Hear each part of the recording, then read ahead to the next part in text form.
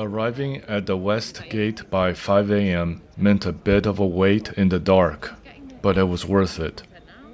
By getting there an hour early, we secured our spot at the very front of the line, ensuring we'd be the first ones through the gates at sunrise. Minutes later, the queue exploded. Without a proper system to funnel the crowd, people just started piling in wherever they could fit in. A few zigzagging airport ropes would have gone a long way. The second those gates swung open, the comfort was over. It was a literal race to the finish. We bolted for the security check, where the crowd split off into separate lanes for men and women to get through the security scanners. With security behind us, we took off running. It was a dead sprint towards the Taj Mahal.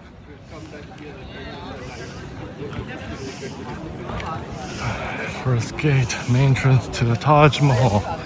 Here we go. Everyone's in a bit of a rush here. We knew we only had a few precious moments to capture the Taj in its morning stillness before the crowds filled the frame. There is a bit of a trade-off for arriving this early. It's the lighting. While you beat the crowds, the pre-sunrise light isn't always ideal. Since the sun hasn't fully climbed, the shadows are heavy and the colors can look a bit dull.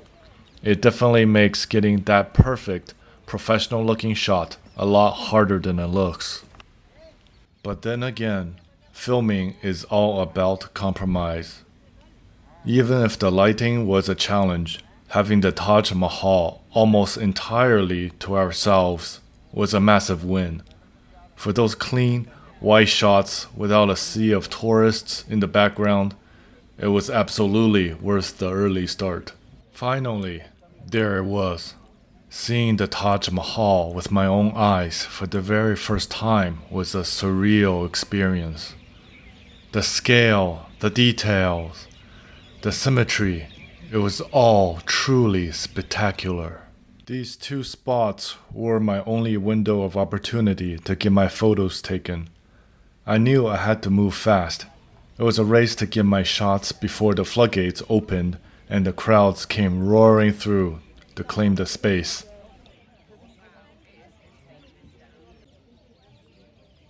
That crystal clear reflection added a layer of depth to my videos that made them feel like masterpieces.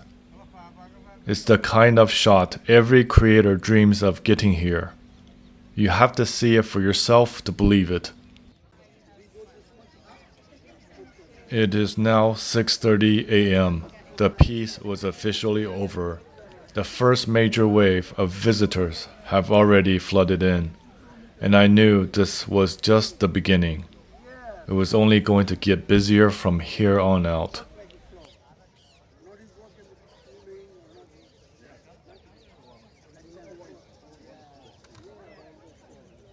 While the front view is iconic, the Taj is just as breathtaking from the side.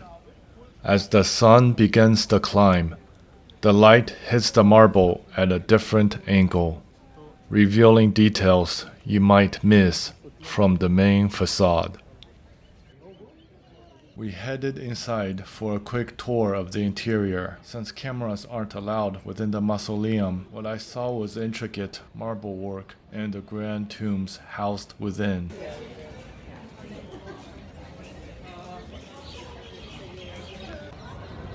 The famous Taj Mahal. I am finally here. This is one of the great wonders of the world. I've waited my whole life to come here. Oh man, didn't get any sleep last night. Woke up at 4, got here at 5, the gates open at 6, so we were the first in line, and it was totally worth it. If you're the first to get inside, you can take photos and videos without anybody getting in the way. Oh, the views are just absolutely stunning. I'm so glad to be here, Taj Mahal. I think I'll be coming here over and over again. This is definitely by far my favorite.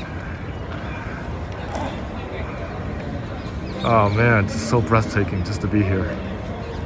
Since I was flying solo at this point, I had to get a little creative with the cinematography. Tripods and selfie sticks are strictly forbidden at the Taj Mahal, so I magnetically mounted my action camera to a metal cage and got the shots I needed. The scale and the beauty of the Taj Mahal is honestly hard to describe. No matter how many times I looked at it, the view never gets old. It's the kind of monument that keeps you glancing back until it's finally out of sight. The Taj Mahal is a masterpiece of balance and symmetry. The marble, the water, and the surrounding gardens all align to create this incredible, world-class landscape. It is easily the most impressive landmark I've ever had the privilege to film. Having been commissioned around 400 years ago, the Taj Mahal stands as a monumental tribute from the Mughal Emperor Shah Jahan to his late wife Mumtaz Mahal. When you look closely at the intricate details, it's mind-blowing to think of the thousands of artisans and craftsmen who devoted their entire life to bring this vision to reality.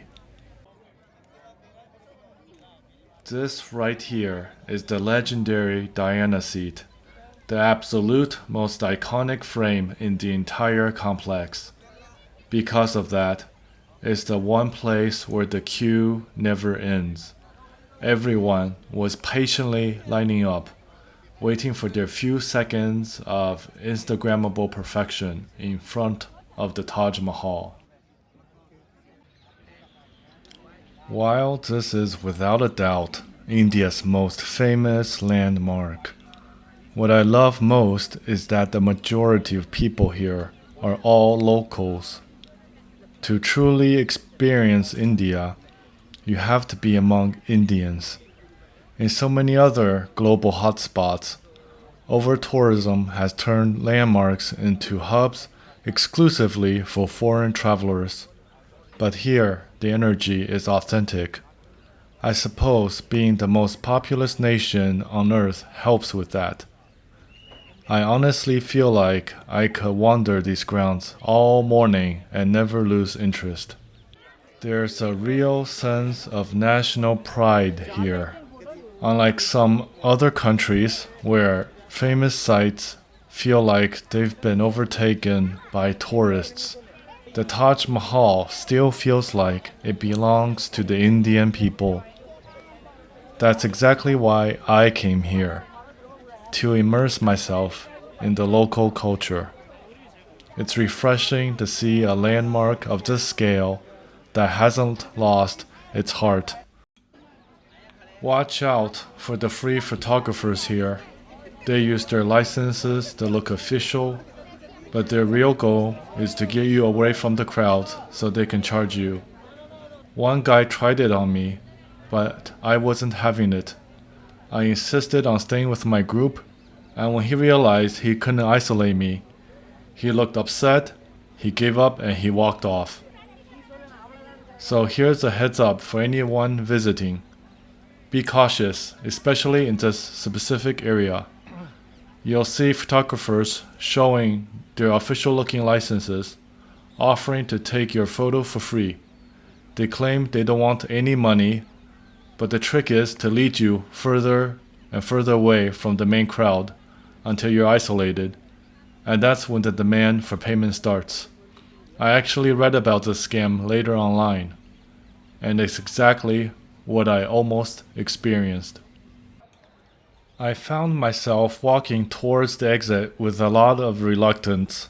Our meeting time was almost up, and even though we've spent 3 hours here, including that early morning queue, it didn't feel like it was nearly enough. I really didn't want to leave this view behind, but it was time to move on to the next part of our journey. And there he is, waiting at the gate. My guide is an Agra native, and honestly, the man is a legend. He's probably been to the Taj Mahal more times than anyone else in India. These were our final quiet moments inside the gates.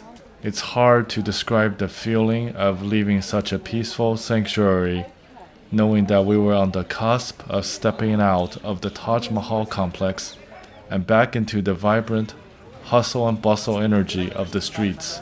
The second we stepped outside of the gates, the peaceful vibe vanished. We were immediately swarmed by aggressive street sellers. But then something interesting happened. One of them noticed the camera mounted on my head and instantly looked uncomfortable. It's like the recording light was a signal to back off. They actually started leaving us alone. Sometimes the camera gear is the best defense you have. No money, yeah. While walking away, I felt a genuine tag of sadness, knowing our 2-week journey through India was nearing its end. I've looked forward to this day since the very beginning, and I'm just so grateful I made it here in good health and with such positive energy. Out of all my travels across 52 countries, this truly stands as one of the most magical moments I've ever experienced. And what a surprise! We were ambushed by more street sellers because they were already waiting for us where our shuttle carts were already parked. Honestly, I don't mind people trying to sell us stuff by approaching us, as long as they are polite about it. But if they start touching you, or they're getting too aggressive, or they won't go away after we've said no more than once, then it does get quite annoying and tiring to deal with these kinds of people over and over again. Aside from that, overall, my experience here is overwhelmingly positive. Was it worth it to come here? 100% yes. Does the Taj Mahal live up to the hype? Of course. It did not disappoint one bit. Would I ever come here again? Yes, but next time I'll try to come on a weekday afternoon and try to catch the sunset instead. I hope this journey through the Taj Mahal was informative and that you enjoyed seeing it through my lens. If you haven't made the trip yet, I highly recommend seeing it for yourself. It's one of the new 7 wonders of the world and arguably the only one that stands as perfectly today as the day it was finished.